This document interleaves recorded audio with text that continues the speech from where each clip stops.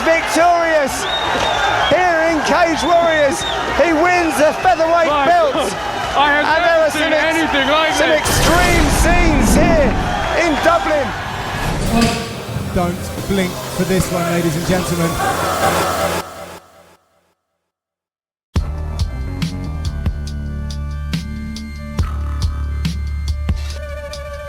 In December 2018, Dublin became the backdrop for a chilling allegation when Nikita Hand accused UFC star Conor McGregor of assaulting her in a luxury hotel. She claimed that the encounter left her traumatized, triggering years of personal and legal battles. But as the dust settles following the case's conclusion in 2024, the outcome raises as many questions as it answers. Nikita alleged that McGregor overpowered her in his penthouse suite, leaving her with physical and emotional scars. Initially hesitant to report the incident, she filed a civil lawsuit in 2020, citing severe trauma, including post-traumatic stress disorder.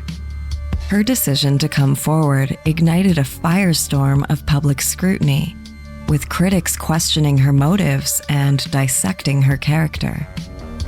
Throughout the legal process, Nikita faced an uphill battle against a narrative that often vilifies accusers, especially in high-profile cases. The media frenzy was relentless, and the court of public opinion skewed harshly against her. Many accused her of targeting McGregor for financial gain, while others trivialized her claims, including a tweet from Andrew Tate, which stated that she was a, quote, 3 out of 10 at best, suggesting that she wasn't attractive enough to have been assaulted. For McGregor, the allegations posed a significant challenge to his reputation. The UFC champion, already no stranger to controversy, denied the claims outright, maintaining his innocence. Despite his assertions, the lawsuit loomed over his career, with some speculating whether his fame and fortune would shield him from accountability. On Friday, November 22, 2024, Ireland's High Court ruled that Conor McGregor had in fact assaulted Nikita Hand in December 2018, awarding her approximately £206,000 or €248,604 in damages. The settlement avoided a public trial, sparing both parties further scrutiny. Nikita's legal team emphasized the severe impact that the incident has had on her mental health, citing her PTSD diagnosis and its profound effects on her life. The settlement, however, left many questions unanswered. For some, it validated Nikita's claims, underscoring the difficulty survivors face in pursuing justice against powerful individuals. For others, it raised doubts, with critics suggesting the settlement was a convenient way to avoid a potentially damaging trial for McGregor. The case underscores the fraught dynamics of victim blaming, particularly when the accused is a celebrity. Nikita's experience highlights the imbalance of power and the societal tendency to scrutinize accusers more harshly than the accused. Why did she wait to come forward? Why was she in McGregor's suite? These questions, often directed at survivors, perpetuate a culture that discourages victims from speaking out. As the legal battle ends, the scars remain. For Nikita, the settlement may provide some closure, but at what cost? For McGregor, the resolution spares him further legal entanglements, but the shadow of the allegations lingers. This case forces us to confront uncomfortable truths. How does society handle accusations against beloved public figures? Can justice ever truly be served when fame and fortune are involved? And in the battle between truth and public perception, who really wins? Greetings, everyone. and welcome back to Memento Mori Stories. I'm Ella Favela, your guide through the darker corners of the human experience. If you're captivated by the mysteries of life, where coffee fuels your curiosity and tales of true crime send chills down your spine, you've found your place. Whether you're a returning listener or you're just tuning in for the first time, I'm excited to have you join us. So, find a cozy spot and let's dive into a spine-tingling narrative. If you thrive on stories which challenge your perceptions and keep you on edge, make sure to hit that subscribe button and to ring the notification bell. We release new content every 2 weeks, and I'd be honored to have you along for the ride into the shadows. If you're intrigued by what happens behind the scenes of my life, make sure to follow me on Instagram, TikTok, and Facebook. I'm always up to something, and I'd love for you to be a part of it. You'll find all of my social handles conveniently displayed on the screen, and they're clickable for you in the description box below. Now, before we go any further, we need to discuss what's coming up. Today's episode covers a deeply impactful and sensitive story which may evoke strong emotions in my listeners. Please remember, these aren't just stories that we tell on this channel.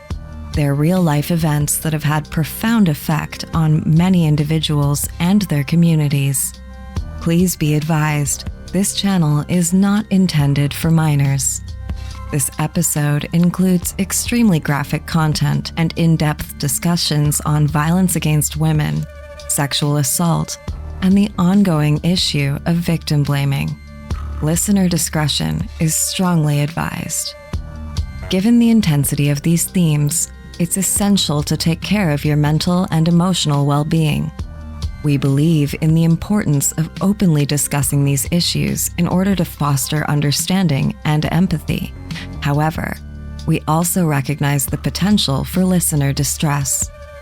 If at any point you feel uncomfortable, or if these topics resonate too closely with your own lived experiences, it is completely fine to take a step back and to skip today's episode.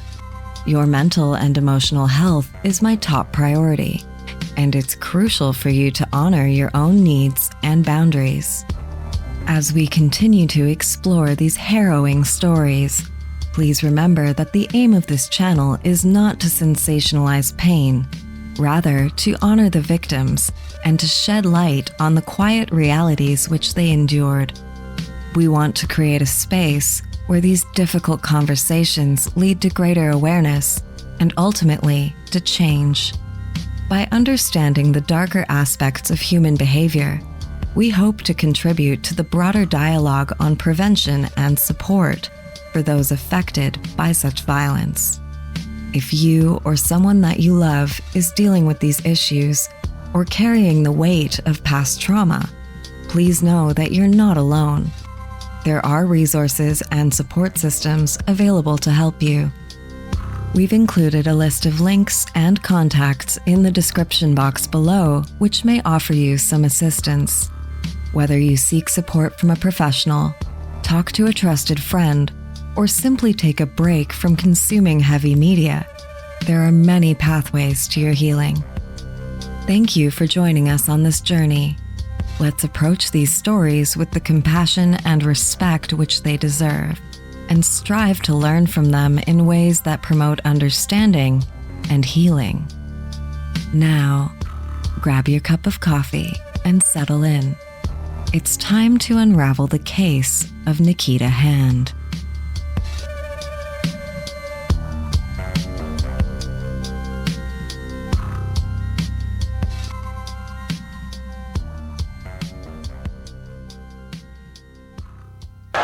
I've spent a lot of time, Joe, slating everybody in the company. Backstage, I'm starting fights off everybody. I've ridiculed everyone on the roster. I just want to say from the bottom of my heart, I'd like to take this chance to apologize to absolutely nobody. The double champ does what the he wants. Have a seat.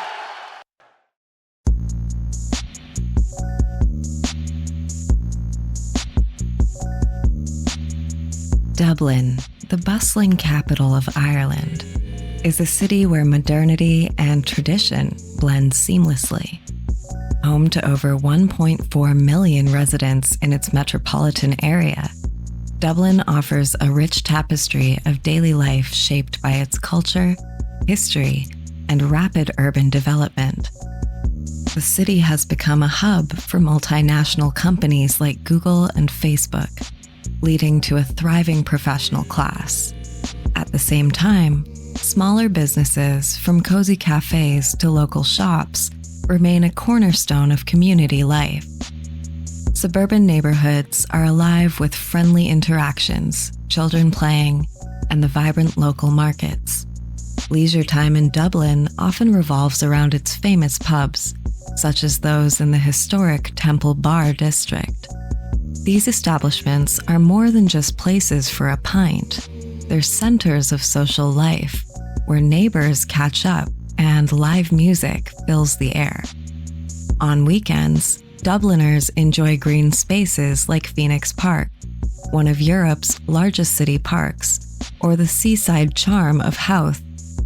Education and family life also play a big role, with schools and universities like Trinity College shaping the city's youthful energy. While the city faces challenges like traffic congestion and rising costs, Dublin remains a place of warmth and community, where people balance work and play amidst the backdrop of its iconic Georgian architecture and dynamic cultural scene. Nikita Hand grew up in the heart of Dublin. Her childhood and young adulthood unfolded in the city's working-class neighborhoods. Nikita's formative years were shaped by the rhythm of the Dublin streets, with their mix of tradition and change, and by the resilience of those around her. It was in this environment that she developed a strong work ethic and a determination to carve out a path for herself. From an early age, she was drawn to creativity, finding her passion in the world of hairdressing. The craft wasn't just a job to her. It was an art form and a way to connect deeply with others. Nikita was known for her skilled hands, capable of transforming not only hairstyles, but also the confidence of her clients. Whether it was a simple trim or a bold new look, she approached every task with precision and care. Her clients speak highly of her not just for her talent, but for her personality.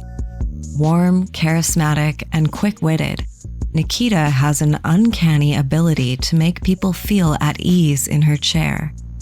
Many consider her to be more than a stylist. She's a trusted confidant who listened without judgment.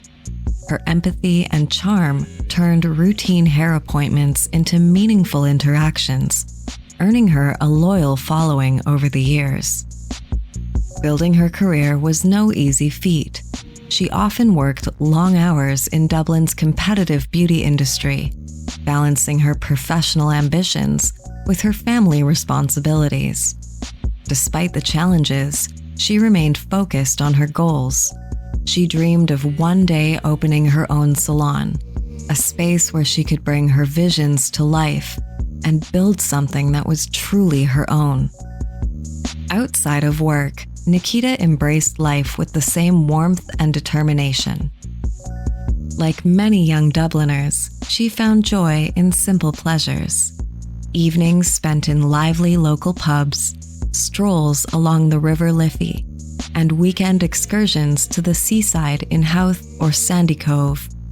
These moments provided a respite from her demanding schedule, a chance to connect with friends, and a reminder of the beauty of her city. By December 2018, Nikita's life was full of potential, a balance of hard work and quiet aspiration. But everything would change in one night. An encounter that should have been fleeting thrust her into an international media storm, forever altering her trajectory and casting her into a spotlight she had never sought. Conor McGregor, the flamboyant mixed martial artist from Dublin, rose to fame as much for his skill in the octagon As for his headline-making controversies, his ascent from working-class roots to global superstardom is a remarkable tale. However, his career has been persistently overshadowed by a series of incidents which underscore his combative persona, both in and out of the cage. Born and raised in Crumlin, McGregor began his journey as a plumber's apprentice, but his dreams of combat sports quickly took over.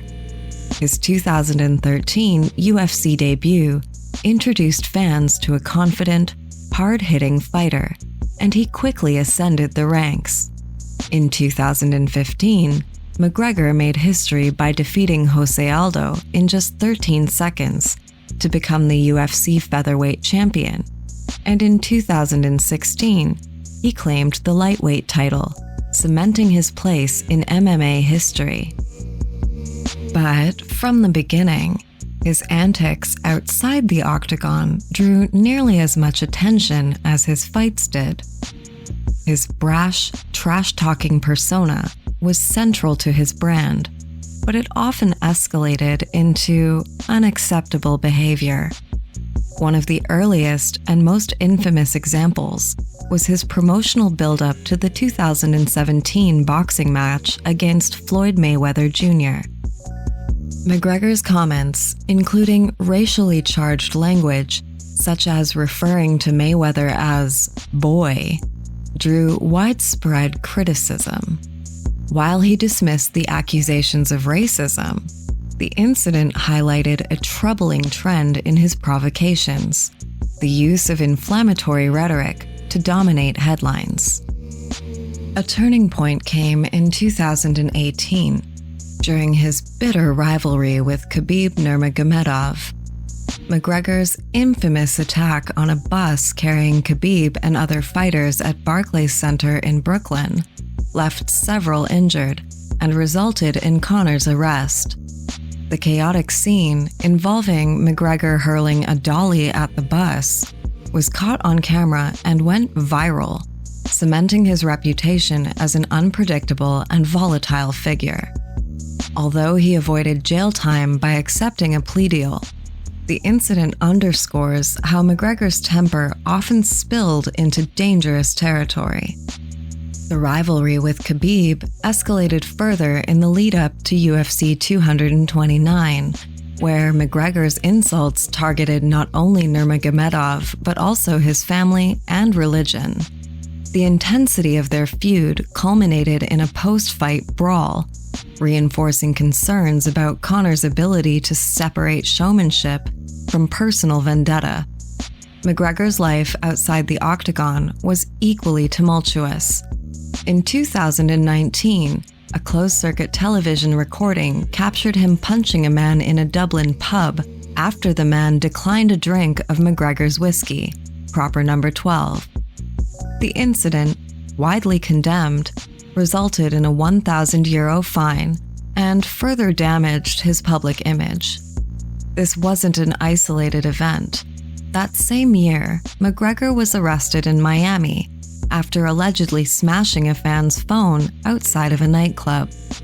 Although the charges were eventually dropped, the episode added to his growing list of legal trouble.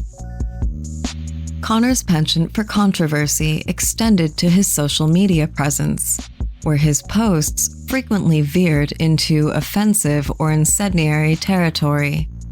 His polarizing comments often kept him in the spotlight, however, alienated his fans and critics alike.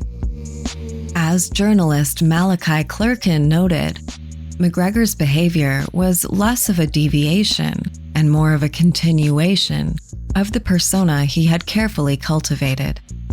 From the beginning, McGregor had shown the world who he was, a fighter who thrived on chaos and confrontation, in and outside of the cage. Despite his many controversies, Conor remained a dominant figure in combat sports, not only for his accomplishments, but also for his ability to captivate audiences. His record-setting achievements, such as holding UFC titles in 2 weight classes simultaneously, were undeniable. He also leveraged his fame to venture into entrepreneurship, with his proper number 12 whiskey becoming a commercial success. However, by the late 2010s, his career in the octagon began to falter. Losses to fighters including Nurmagomedov and Dustin Poirier highlighted a decline in his fighting dominance, even as his name continued to sell out arenas. Many questioned whether McGregor's off-the-cage antics had begun to overshadow his legacy as a legitimate athlete. For some, Conor's unapologetic persona was emblematic of his authenticity and his willingness to embrace the role of a villain. For others, his behavior reflected a troubling lack of accountability and self-control. As his many controversies mounted, they became as much a part of his legacy as his historic victories. McGregor's story is one of undeniable talent and relentless ambition, but also of the dangers of fame left unchecked. Whether remembered as a trailblazer or a cautionary tale, his legacy remains one of the most polarizing in all of sports history.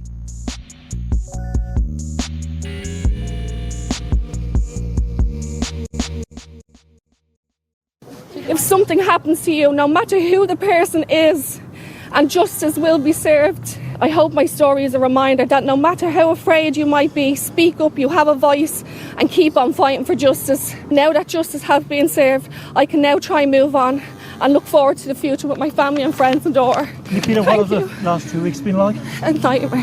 What is it like finally to be believed? I have no words, it's unbelievable. And thanks so much.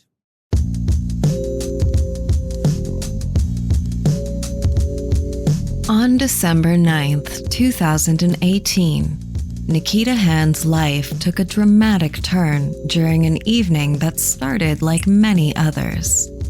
The young woman had spent the evening at a popular city hotel, mingling with friends in the vibrant social atmosphere of the season. The air was festive, filled with the chatter of holiday revelers, but what unfolded that night would shatter her sense of normalcy and propel her into an unrelenting spotlight. The incident occurred in a suite at the Beacon Hotel in South Dublin, an upscale venue frequented by the city's elite.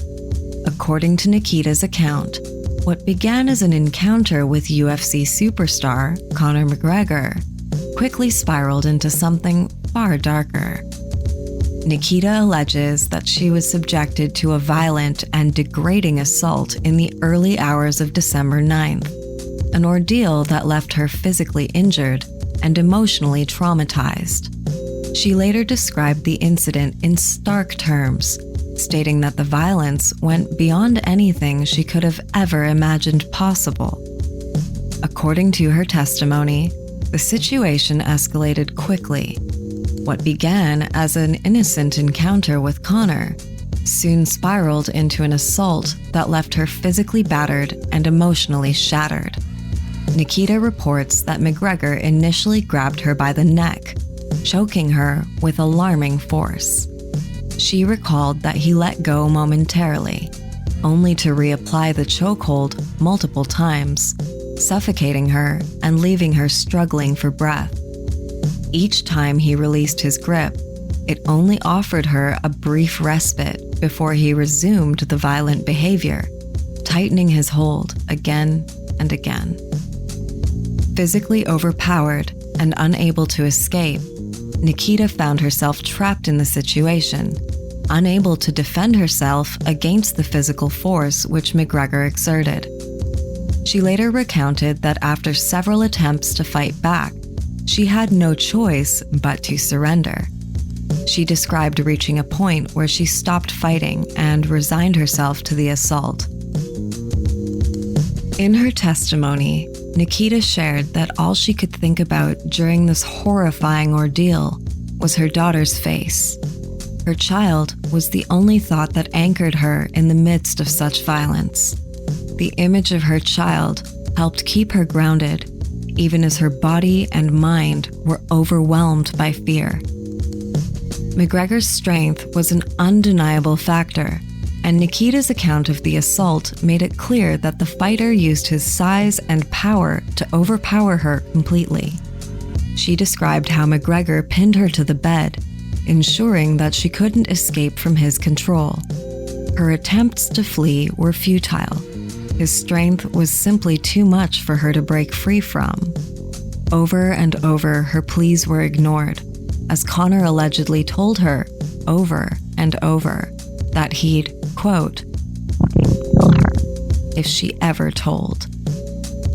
The violent attack left marks on Nikita's body. Extensive bruising and abrasions were visible across her skin. Her hands, wrists, and neck bore the marks of the brutal struggle as she attempted to fight him off. The physical toll of the assault was severe. The chokeholds left her neck tender and swollen, evidence of the immense pressure which Conor had applied. She also sustained a bloodied scratch on her breast, a reminder of the violent way in which the assault unfolded. Throughout the assault, her voice and actions were clear. She did not consent to the encounter.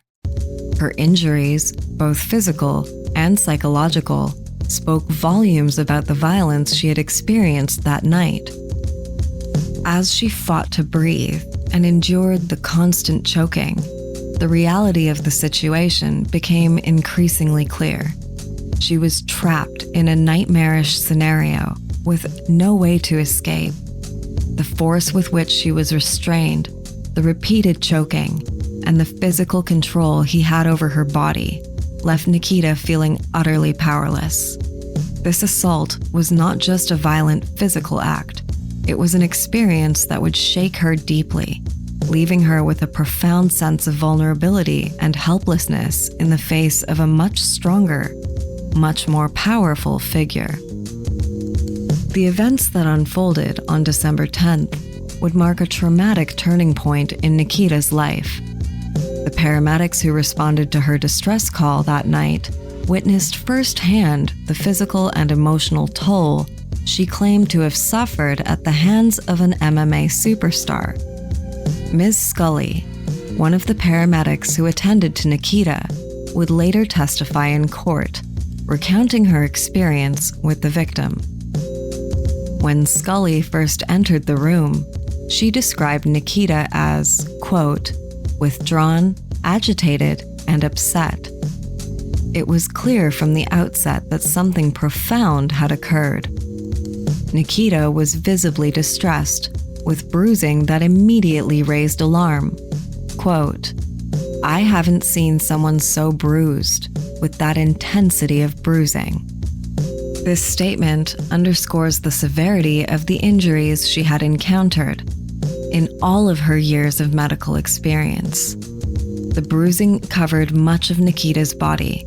Her chest, thighs, buttocks, legs, and neck were marked by what appeared to be the result of a violent struggle. In particular, Ms. Scully noted that there was bruising around her lower neck and a noticeable cut on her chin. The injuries were not only physical, but also indicative of the intensity of the confrontation Nikita had endured. Ms. Scully also mentioned that Nikita's primary concern, upon being examined, was related to a tampon that had been pushed too far up inside of her.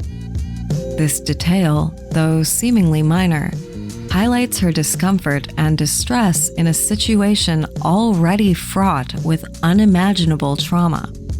It was evident that Nikita was in a state of extreme vulnerability, both physically and emotionally.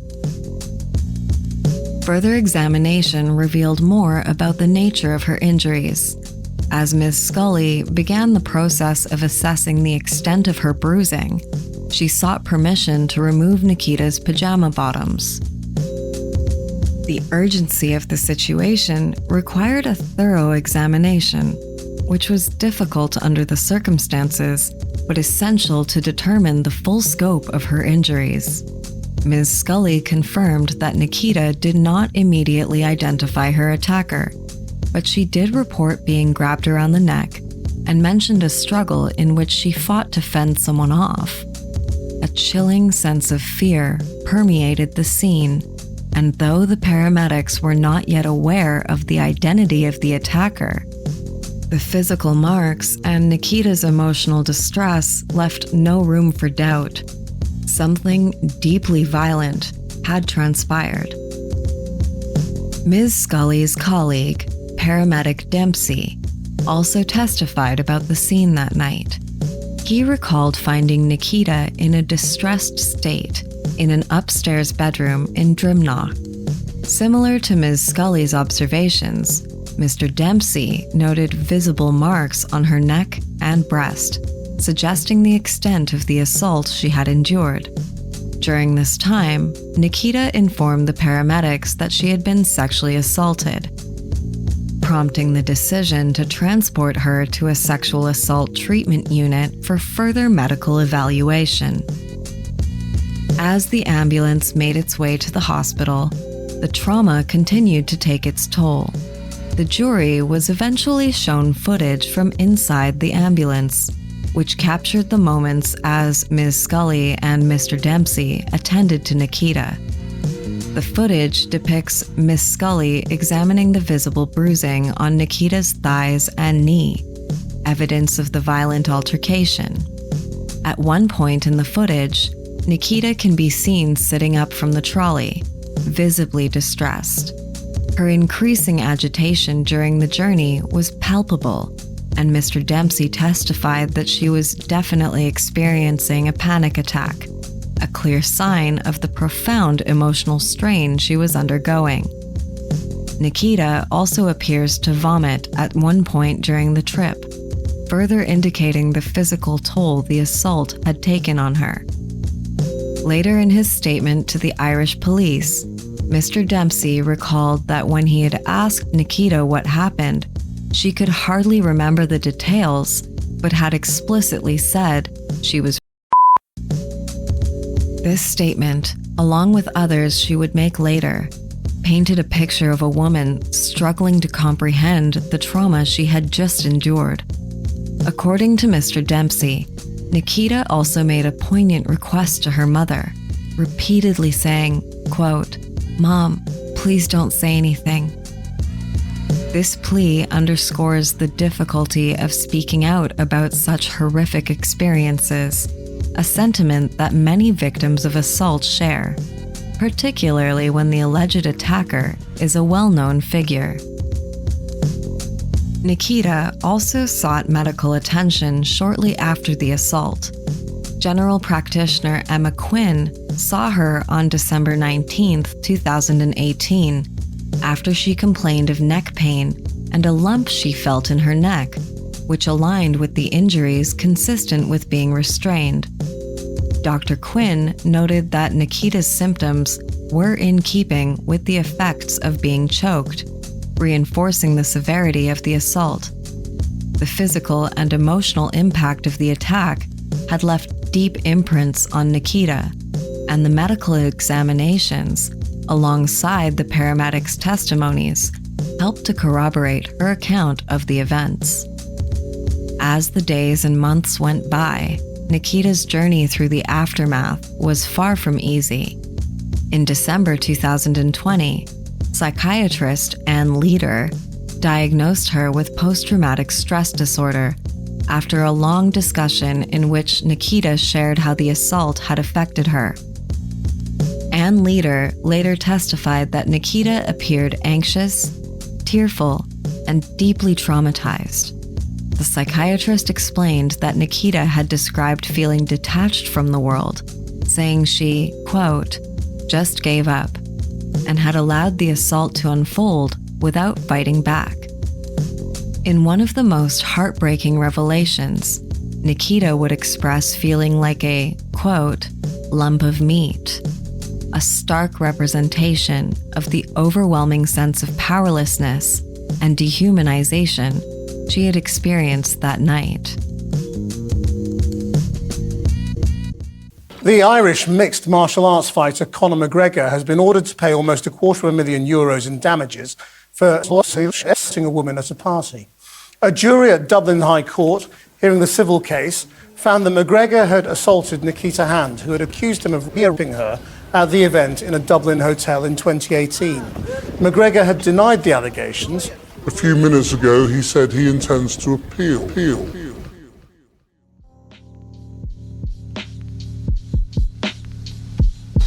The trial of Conor McGregor in late 2024 unfolded in the somber atmosphere of Dublin's High Court, a setting charged with tension and heavy anticipation. The courtroom saw the collision of two vastly different worlds.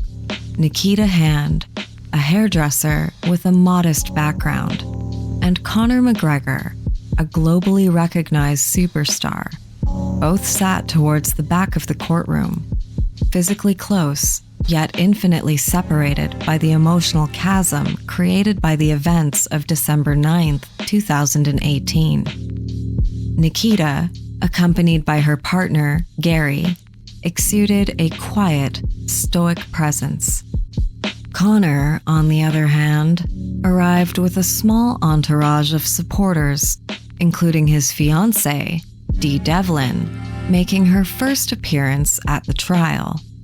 The stark contrast between the two parties was palpable, highlighting the enormity of the allegations and the significance of the jury's pending decision. The trial centered on two crucial claims: whether Conor had assaulted Nikita, and whether a second man, James Lawrence, was also culpable. For 12 days, the jury listened to testimony, examined evidence, and deliberated over a case that had gripped not just Dublin, but an international audience. Throughout the proceedings, Conor maintained a confident demeanor, often chatting with supporters or pacing the courtroom when the jury was in deliberation. His presence underscores his larger-than-life persona, although his occasional moments of stillness betrayed the gravity of the situation. Meanwhile, Nikita presented herself with a measured resolve, a stark contrast to the overwhelming media frenzy surrounding Conor. The trial took a particularly dramatic turn on the 12th day. The jury, composed of 8 women and 4 men, returned to the courtroom after more than 6 hours of deliberation. The anticipation was palpable, and the judge, keenly aware of the stakes, called for calm, warning against any disruptions. The jury delivered its answers to 2 critical questions. Did Conor McGregor assault Nikita Hand? Their answer: yes. Did James Lawrence assault her? The answer: no. The courtroom remained silent, absorbing the weight of the verdicts.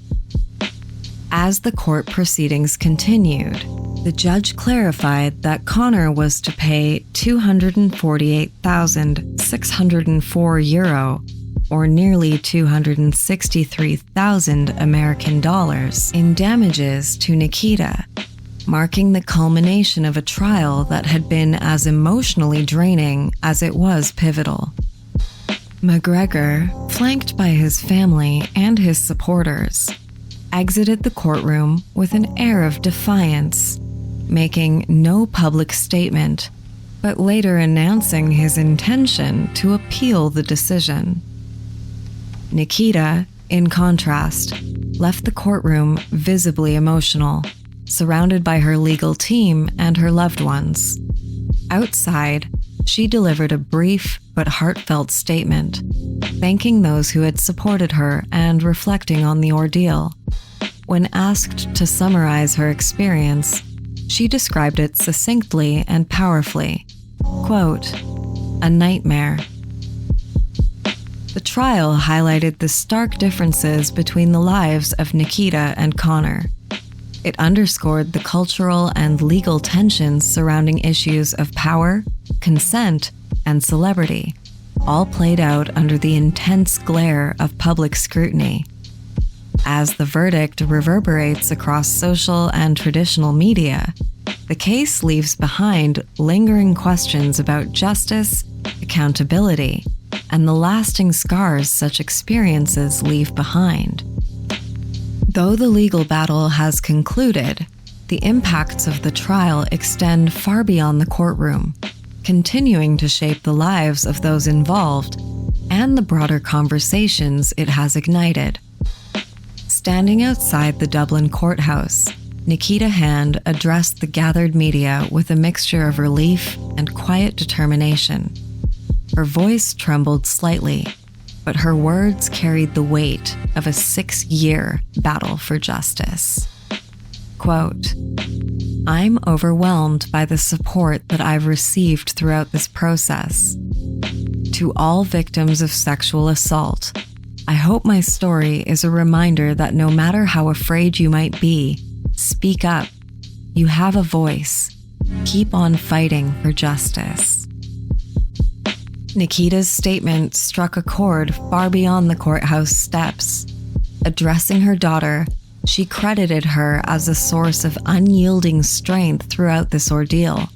Quote, "She gave me so much courage over the last 6 years throughout this nightmare."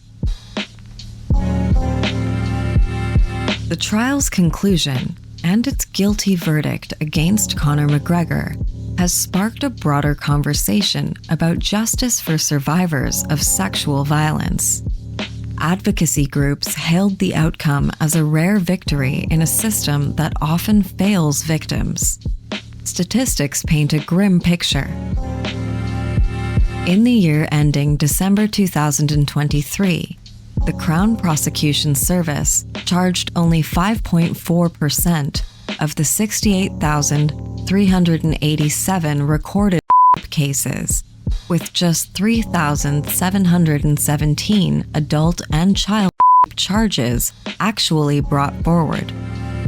In the immediate aftermath of the verdict, the Dublin Crisis Centre reported an unprecedented surge in calls.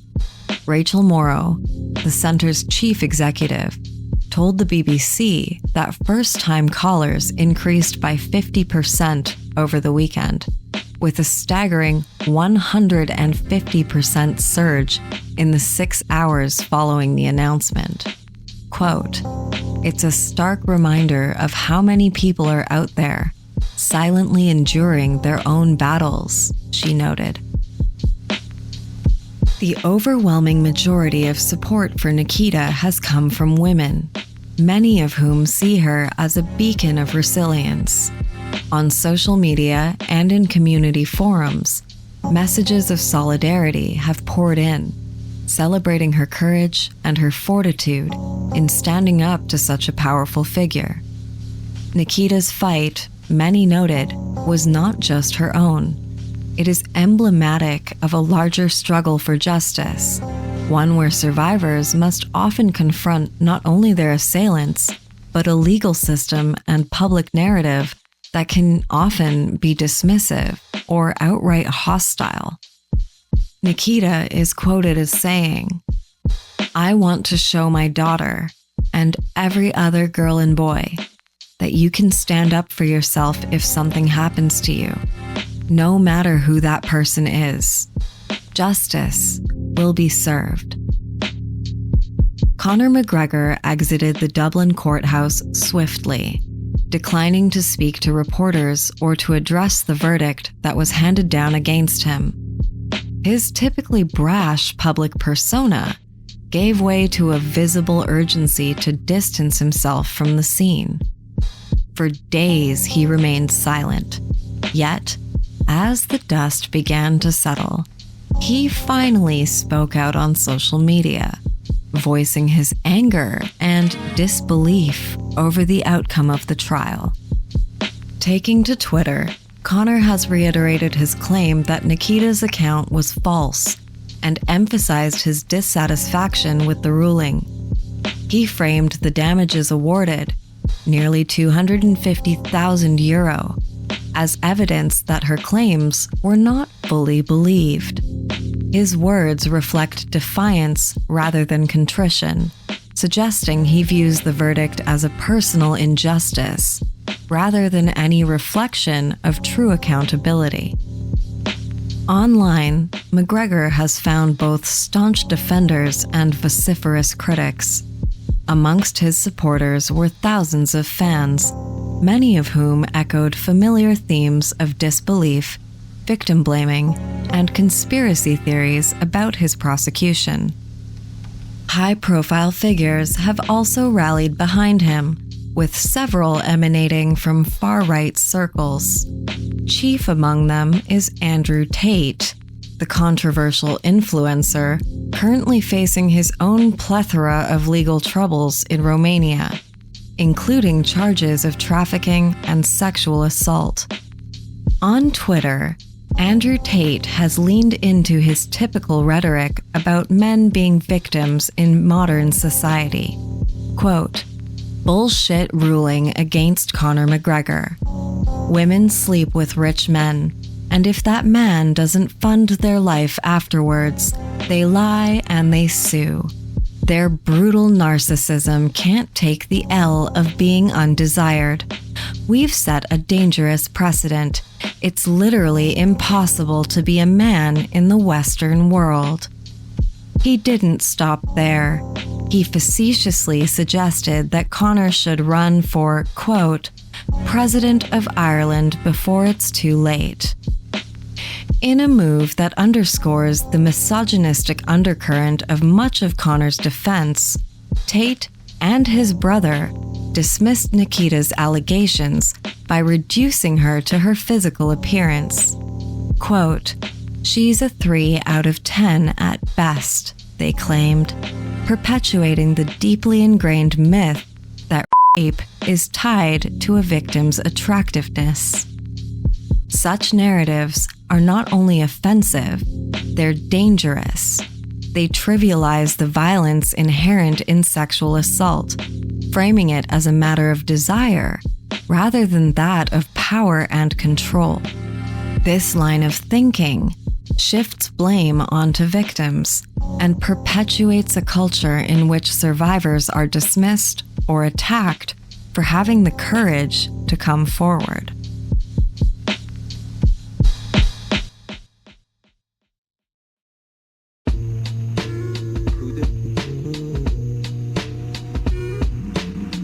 McGregor's inner circle has leaned heavily into this rhetoric.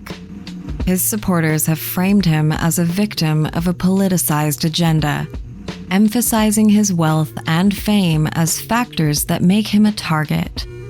On Twitter, here are some of the standout quotes. "Good luck, Conor. I hope you win in the end. Keep your nose clean. Focus on your family. Everyone knows this is politicized lawfare against Conor." This encapsulates the sentiment amongst his most loyal followers.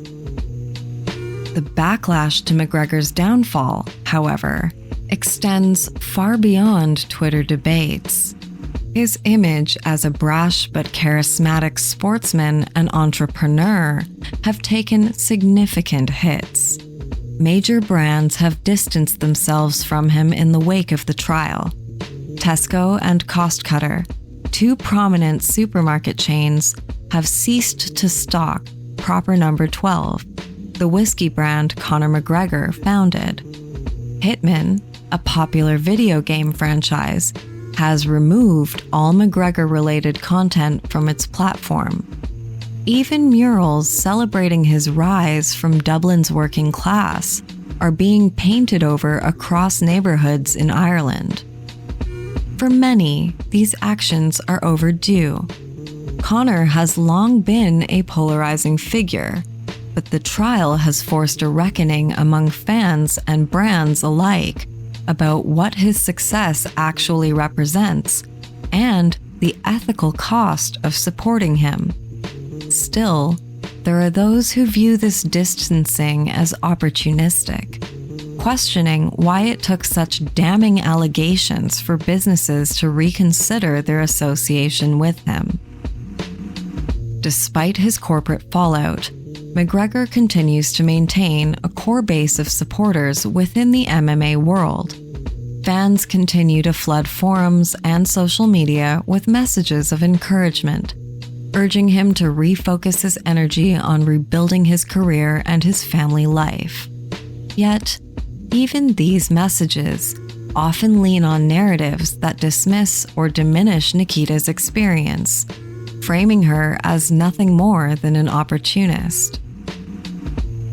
Dee Devlin, longtime fiancée of Conor McGregor and mother of their 4 children, has taken a controversial and very public stance in the aftermath of the high-profile sexual assault verdict against her fiancé. In a series of incendiary Instagram stories, Dee not only declared her unwavering support for Conor, but also launched pointed attacks on Nikita, casting doubt on her claims and her character. Devlin's posts echo troubling themes of victim blaming and apologism, using personal accusations to undermine Nikita's allegations. One of her most shocking statements involves Nikita's personal life. Quote, "Imagine a woman with her own boyfriend and child texting provocative pictures of herself to another woman's man with a family and a child on the way," Devlin wrote. Her tone, filled with indignation, positions Hand as a homewrecker and dismisses the validity of her claims. Dee continued, painting a vivid and demeaning picture of Nikita's behavior during the days surrounding the alleged assault. Quote, "This woman claims to know me, yet still went ahead and sent messages and pictures of herself over and over to my man. Really, whilst out on a 3-day bender, texting excuses to her own child at home where mommy is on a Saturday afternoon, Saturday night, Sunday morning, Sunday afternoon, Sunday night, night into Monday morning, all the while out of her face in a hotel room, dancing around a hotel car park. What sort of woman are you?" Devlin concluded with a chilling warning, stating, quote, "My sons will be warned. Women like you exist in the world." These statements have drawn significant criticism, as they embody a narrative often used to discredit survivors of sexual violence. By focusing on Nikita's personal choices and painting her as morally questionable, Devlin attempts to divert attention away from Conor's actions and from the court's findings. Her remarks not only attack Nikita, but also perpetuate harmful stereotypes about survivors, suggesting that their behavior prior to or after an assault can negate what happened to them. In yet another post, Devlin seized on surveillance footage presented during the trial, which showed McGregor and Hand appearing affectionate in a hotel elevator. Nikita testified that she was intoxicated and unable to consent, but Devlin dismissed this explanation. Quote, "CCTV does not lie. I look forward to the day the world will see the footage of you on that night and the carry-on of you. Not a bother on you having the time of your life. This is the real evidence. Video footage no one knew was being taken in the moment which you miraculously don't remember. To me, it looks like you're the one sexually assaulting in the lift. To me, it looks like everyone is trying to get away from you." This reframing of events portrays Nikita as the aggressor and Conor as the victim. And this is a stark example of rape apologism.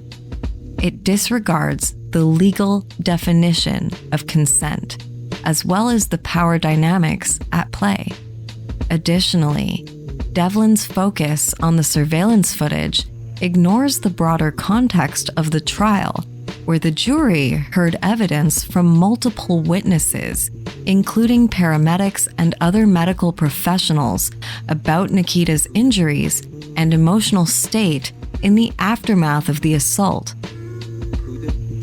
By standing so publicly and forcefully by Conor, Devlin reinforces a narrative that seeks to protect powerful men at the expense of survivors. Her actions have sparked a debate about loyalty, privilege, and the systemic obstacles survivors face in being believed. For many, Devlin's comments are emblematic of the broader societal challenges which survivors face when addressing sexual violence, particularly where victims are scrutinized and blamed, while perpetrators are shielded by fame and influence. Devlin's unwavering support for Conor, despite the court's findings, raises questions about her motivations, as well as the implications of her statements. While loyalty to a partner is understandable, her approach, attacking the accuser and dismissing viable evidence, feeds into a toxic culture that prioritizes defending reputation over seeking justice. Her posts serve as a stark reminder of how deeply ingrained myths about rape and victim blaming remain, even in cases where survivors have been validated by legal proceedings. The fallout from this trial has revealed a stark divide in public opinion, with McGregor's defenders portraying him as a victim of societal overreach, and critics pointing to the systemic misogyny which continues to enable powerful men to evade accountability. In his defiance, Conor appears to be digging in, determined to fight the verdict in court and in the court of public opinion. For now, McGregor's future remains uncertain. The trial's outcome has undoubtedly tarnished his reputation, but his defiance and the unwavering support of his most loyal and brainwashed fans suggests that he is far from ready to concede a defeat. Whether or not his appeal will succeed, or if his brand can weather the storm, remains to be seen. For many, though, this chapter has already cast a long shadow over a career once celebrated as the embodiment of grit and determination.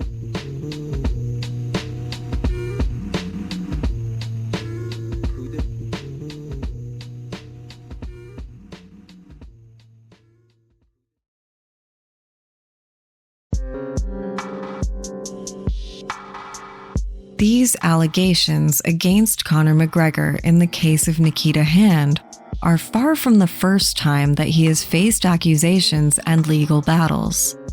His pattern of behavior, marked by violent outbursts and allegations of misconduct, has only magnified public scrutiny in the wake of this verdict.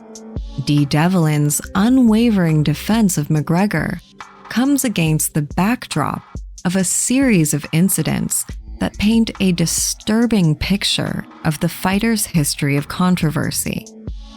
In March 2019, McGregor was arrested in Miami after smashing a fan's phone outside of the Fontainebleau Hotel. The incident, caught on security cameras, showed Conor lunging at the man, seizing his device, and stomping on it. Although criminal charges were eventually dropped following an out-of-court settlement, this episode highlights his impulsive and aggressive tendencies. Later that year, in August, McGregor was caught on video punching an older man in Dublin after the man declined a shot of McGregor's whiskey. He pled guilty to assault and was fined €1,000, a sentence which critics argue was lenient, given his history of 18 prior convictions. mostly for driving offenses, but also for a previous assault charge. This incident further fueled concerns about his inability to control his temper. Conor's legal troubles extend beyond physical altercations. In September 2020, he was arrested in Corsica on suspicion of attempted sexual assault and indecent exposure. Although the charges were eventually dropped due to insufficient evidence, the arrest drew widespread condemnation and added to the mounting allegations of severe misconduct. These incidents are part of a pattern that culminate in more recent accusations, including an alleged attack on a woman aboard his yacht in 2022, as well as a controversial skit at a Miami Heat game in 2023 when he hospitalized the team mascot with an unplanned punch. Most disturbing, however, are the repeated allegations of sexual assault, such as the one reported during the NBA Finals, which were ultimately dropped, but again, leave lingering questions about his behavior. The timeline of the aforementioned controversies further complicates D. Devlin's steadfast support and attempts to shift blame onto his accusers, including Nikita Hand.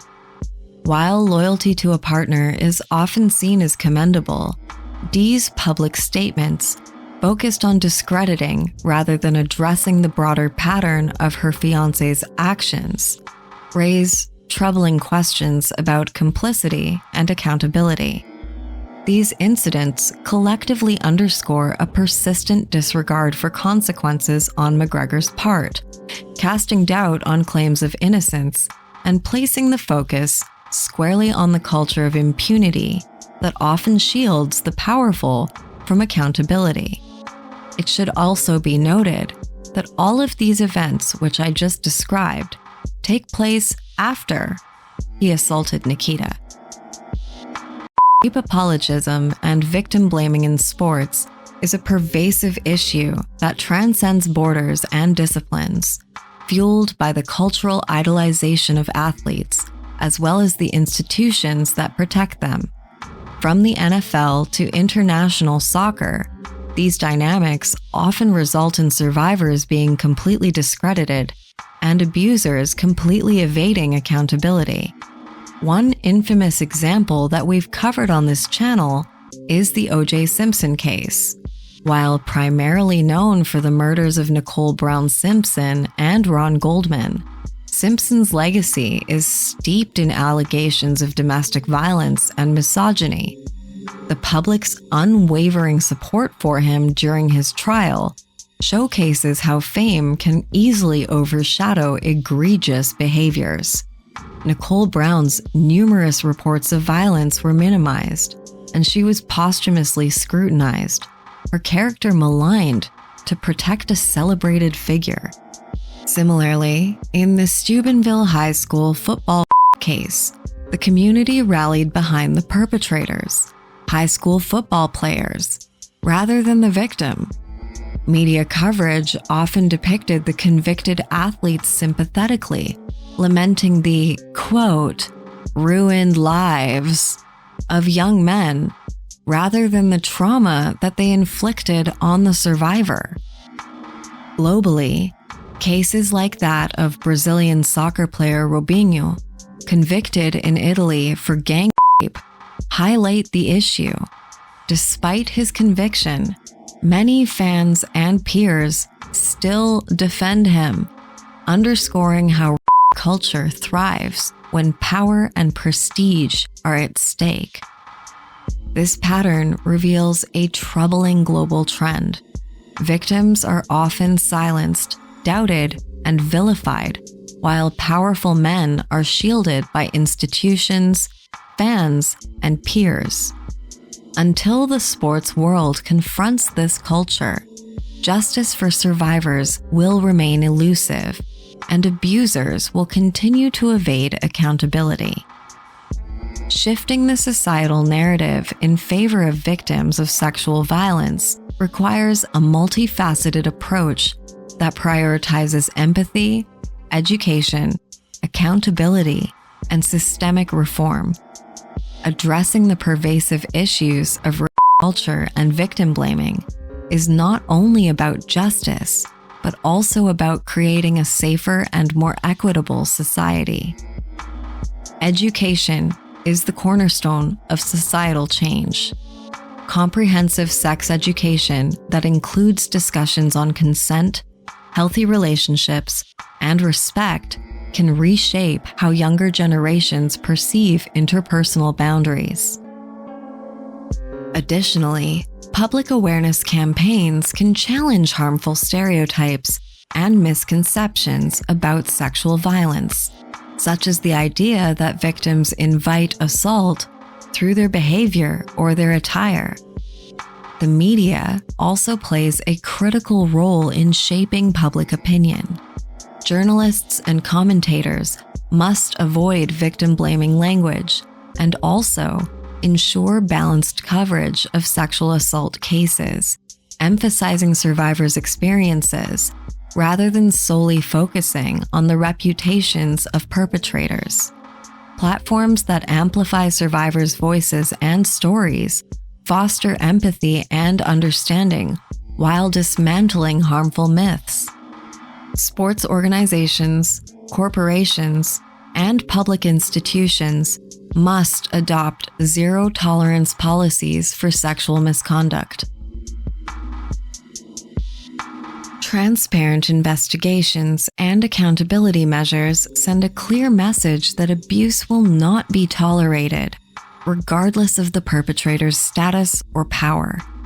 Institutions should also provide robust support systems for survivors, including access to counseling and legal resources. Empowering survivors means creating an environment where they feel safe to report incidents without fear of retribution or disbelief. This can be achieved by reforming legal systems to reduce secondary trauma during trials, such as by allowing survivors to testify in private or using more trauma-informed approaches in investigations. Funding crisis centers and helplines is crucial in order to ensure that survivors have access to immediate and long-term support. To dismantle culture, society must deeply challenge ingrained patriarchal norms that prioritize power and control.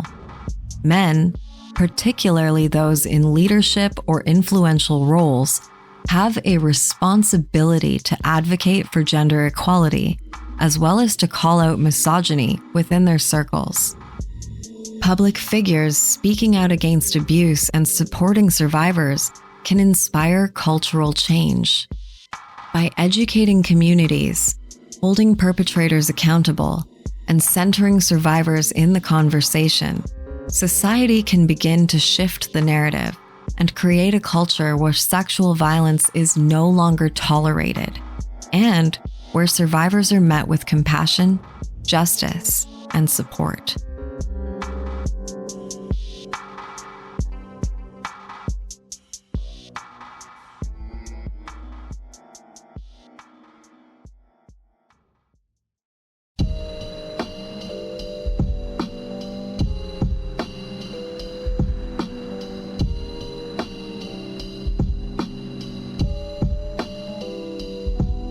Nikita Hand's bold decision to fight back against Conor McGregor and to pursue justice in a court is a powerful testament to her strength, resilience, and unwavering determination. In a world where sexual assault victims often face skepticism and victim blaming, Nikita's bravery in publicly confronting one of the world's most famous athletes sends a clear message that no one is beyond accountability. Her choice to speak out against McGregor, despite the immense pressure and scrutiny that came with being involved in such a high-profile case, has inspired countless survivors to find their voices and to demand justice. Nikita's courage in challenging McGregor's version of events and refusing to be silenced has undoubtedly made a significant impact on how society views sexual assault survivors and their right to seek legal recourse. Nikita's victory in court not only symbolizes personal triumph over a powerful adversary, but it also serves as a beacon of hope for survivors everywhere. By securing a judgment against Conor McGregor, Nikita Hand has shown that the truth can and will prevail, even in the face of immense power and privilege. Her fight has brought much-needed attention to the pervasive issue of sexual violence, as well as the cultural challenges survivors face when they seek justice. Her story is a reminder that no matter how powerful or influential an abuser may be, victims who stand up against their perpetrators can change the narrative and reclaim their power, offering a path forward for those who may still be silenced by fear or shame. Her name is Nikita, and this is her story. It is my honor and distinct privilege to place her directly where she belongs, right in the center of this narrative, never to be forgotten. If you or somebody that you love is facing domestic abuse, please know that you are not alone and that there is help available. Your safety and well-being are of the utmost importance. You matter. Remember that you deserve to live a life without fear and violence. And please know that there are people who care about your well-being and who will support you. You have the right to seek help and to pursue a life free from abuse. In the description box of this video, I've compiled a range of resources and helpful links that I personally found useful when I left my own abuser, and I encourage you to explore them. You are capable of overcoming this, and I believe in you wholeheartedly. As we conclude this chapter, let us carry forward the lessons we've learned and continue the fight against domestic violence in all of its forms. Together, we can work towards creating a world where every individual feels safe, valued, and empowered to live without fear.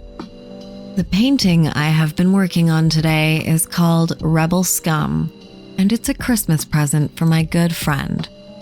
At the time of recording this voiceover, December 7th, 2024, I've completed the first layer of painting, so, as always, I have no idea how long the whole thing will take me, but I'm into it about 23 hours as of today, and I'll put the total elapsed time on the screen right now for the curious. It is 9 by 12 inches and will be composed of some combination of watercolor and gouache paints, Posca pen, India ink, and gilding foils on 300 GSM 140-pound cold-pressed block.